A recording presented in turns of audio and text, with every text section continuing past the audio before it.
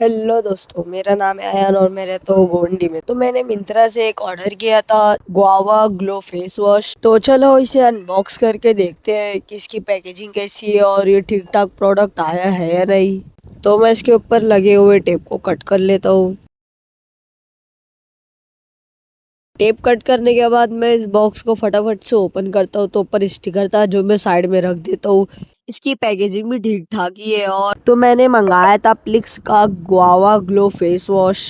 100 ml के ये दोनों थे। तो इसी के साथ व्लॉग करते हैं यहीं पे एंड। तो मिलते हैं नेक्स्ट व्लॉग में, तब तक लिए बाय बाय।